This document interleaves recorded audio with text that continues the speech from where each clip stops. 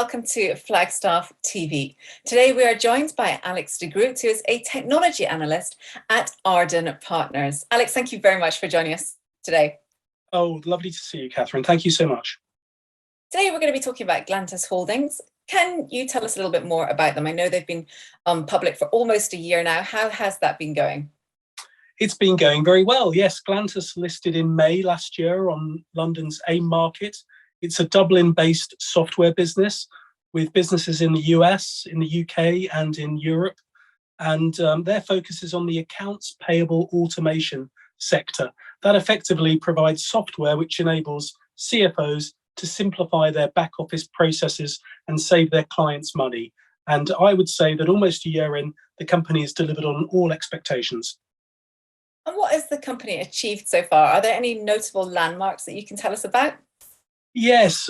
So first of all, listing in the first place was a notable landmark. They raised roughly 14 million at IPO, and they've used some of that proceeds to build the business out in terms of building the internal business, the headcount, but also expanding internationally.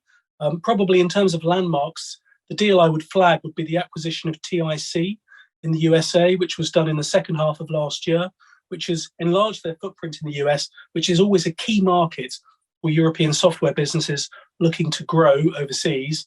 Secondly, they acquired a business called Meridian in the UK towards the back end of last year, and that likewise enlarges their footprint, this time in terms of the UK and the public sector.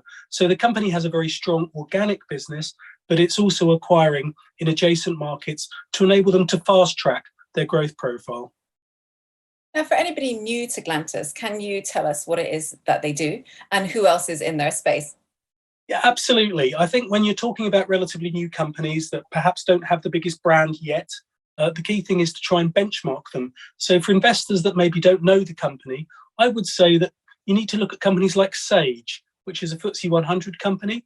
They have a similar cloud platform for doing similar types of operation. Likewise, I would look at some of the really big tech companies like Oracle, SAP, and Microsoft. Glantus would work collaboratively with all of those guys as part of what we know as the ERP setup, enterprise resource planning.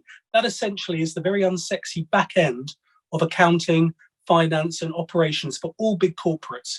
And on the back of COVID, there's a real push from corporates to drive digital transformation, to take out headcount, to simplify processes, and to eliminate waste and inefficiency. And that's where the Glantus system and the Glantus data platform really comes into its own. So that's what they do. It's at the unsexy side of tech, but it's very, very mission critical for corporates, particularly on the back of COVID. Now, the US is a critical market. How are Glantus doing there? They're doing really well. They have made acquisitions there. They made an acquisition in the second half, TIC, which we've discussed. The integration of that business is going very well. That gives Glantus access to far more enterprise customers, which in turn enlarges their selling channel. Before that, going back perhaps 18 months, they'd acquired another business on the west coast of the US. So they now have the west coast and the east coast covered.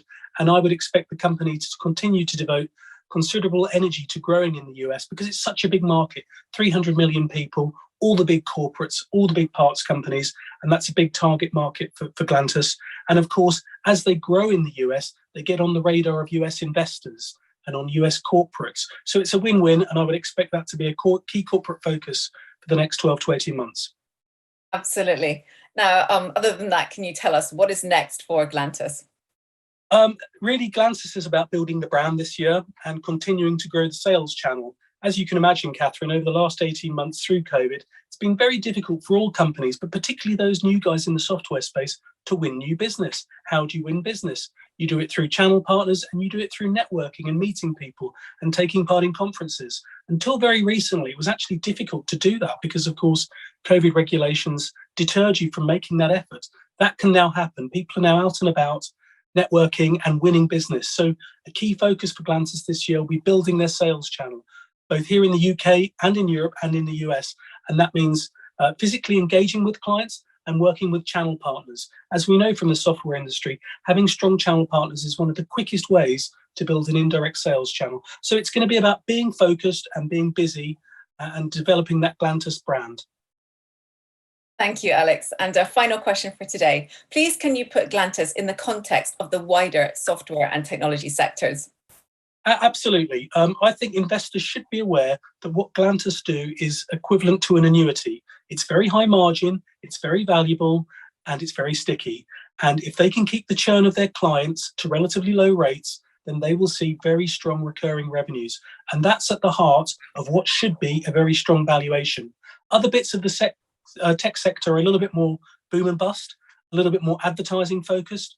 Glantus, to be clear, is resolutely focused on businesses. It's business to business. There's no advertising, and it's sticky, recurring revenue streams. It's a great buy and build story, and they have the opportunity to take on lots more clients through these small scale acquisitions. So it's the bit of the sector that we think investors should have exposure to if they like high quality of earnings. Thank you, Alex. Thank you very much for your time today. Thank you, Catherine. And thank you for watching Flagstaff TV.